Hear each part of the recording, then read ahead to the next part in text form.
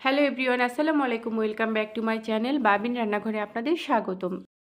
আজকে আমি আপনাদের খুবই মজার একটা রেসিপি করে দেখাবো। আর এই রেসিপিটা আসছে রমজান মাসে, আপনারা ইফতার টেবিলে রাখতে পারেন। চলুন তবে দেখে নেওয়া যাক কীভাবে তৈরি করতে হয়। প্রথমেই আমি একটা বাটির মধ্যে নিয়ে নিচ্ছি 1 কাপ পরিমাণ ময়দা। এর মধ্যে দিয়ে দিচ্ছি স্বাদ মতো লবণ, দিয়ে দিচ্ছি 1 টিস্পুন পরিমাণ বেকিং পাউডার, দিয়ে দিচ্ছি 1 টেবিল চামচ পরিমাণ রেগুলার রান্নার তেল। তারপর এই সব কিছু একসাথে মিশিয়ে নিতে হবে। এরপর এর মধ্যে আস্তে আস্তে আমি পানি মেশাবো। একসাথে মেশানো যাবে না, যেটুকু প্রয়োজন ঠিক ওই রকম পানি মেশাতে হবে। আমরা রুটি বানানোর জন্য যেরকম একটা ডো তৈরি করি, ঠিক ওই রকম একটা ডো তৈরি করে নিতে হবে। এরপর উপর থেকে একটু তেল ব্রাশ করে দিয়ে একটা ঢাকনা দিয়ে ঢেকে রেস্টে রেখে দিব 20 মিনিটের জন্য।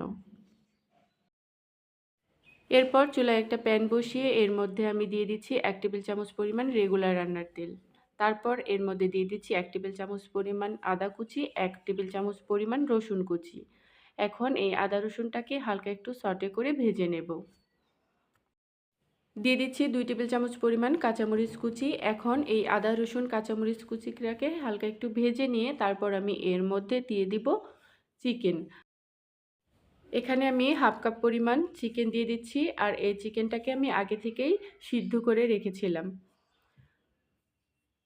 এখন এই সব কিছুকে আবারও একটু ভেজে নিতে হবে। প্রায় 2-3 মিনিটের মতো আমি এইভাবে চুলার হিটটা মিডিয়ামে রেখে ভেজে নেব। দিয়ে দিচ্ছি হাফ কাপ পরিমাণ গাজর কুচি, হাফ কাপ পরিমাণ ক্যাপসিকাম কুচি। এই সব কিছু একসাথে মিশিয়ে নিয়ে তারপর আমি এর মধ্যে দিয়ে দিচ্ছি কিছু মশলা। দিয়ে দিচ্ছি 1 টেবিল চামচ পরিমাণ জিরা গুঁড়া, দিয়ে দিচ্ছি 1 টেবিল চামচ পরিমাণ ধনিয়া গুঁড়া, দিয়ে দিচ্ছি হাফ টেবিল চামচ পরিমাণ গরম মশলা, দিয়ে দিচ্ছি হাফ টেবিল চামচ পরিমাণ হলুদ গুঁড়া, দিয়ে দিচ্ছি 1 টেবিল চামচ পরিমাণ চিলি ফ্লেক্স, দিয়ে দিচ্ছি স্বাদ মতো লবণ। এরপর দিয়ে দিচ্ছি 2 টেবিল চামচ পরিমাণ টমেটো সস, দিয়ে দিচ্ছি 1 টেবিল চামচ পরিমাণ সয়া সস। এখন এই সব কিছু দিয়ে নেড়েচেড়ে মিশিয়ে নিয়ে 1 মিনিটের মতো রান্না করেই চুলা থেকে নামিয়ে নেব। এরপর এটাকে ঠান্ডা করে তারপর দিয়ে দিচ্ছি 1/3 কাপ পরিমাণ পেঁয়াজ কুচি, দিয়ে দিচ্ছি 1/3 কাপ পরিমাণ টমেটো কুচি, দিয়ে দিচ্ছি ধনিয়া পাতা, আর দিয়ে দিচ্ছি 2টা সিদ্ধ আলু। আর আলুগুলোকে আমি এইভাবে গ্রেট করে দিয়ে দিচ্ছি। এরপর আমি এই সব কিছুকে একসাথে ভালো করে মিশিয়ে নেব। এরপর আমি ময়দার যে ডোটা তৈরি করে রেখেছিলাম সেখান থেকে কিছুটা নিয়ে একটু মথে নিয়ে তারপর উপর থেকে ময়দা ছিটিয়ে একটা রুটি বানিয়ে নিব। আমরা রেগুলার যে রুটি খাই ঠিক সেই রকম করে একটা রুটি বানিয়ে নিব। এরপর একটা কোনো গোল কিছু দিয়ে এরকম করে মাপ দিয়ে কেটে কেটে নিতে হবে। এইভাবে কোনো কিছু দিয়ে কেটে নিলে সবগুলোর সাইজ একই রকম হবে।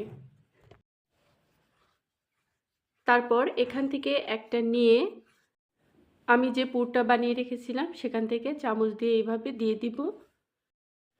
এরপর এর চারদিকে আমি একটু পানি ব্রাশ করে দিচ্ছি। তারপর এরকম ভাঁজ করে আমি এরকম শেপে বানিয়ে নেব। ঠিক একইভাবে আমি সবগুলো বানিয়ে নেব। এরপর আমি এর উপর দিয়ে কিছু তিল আর কালো জিরা দিয়ে দিচ্ছি। তিল আর কালো জিরা দিলে এটা দেখতে অনেকটা সুন্দর লাগে, আর খাওয়ার সময় এটা মুখে পড়লে ভালো লাগবে। এখন আমি আপনাদের এইগুলোকে ভেজে দেখাবো।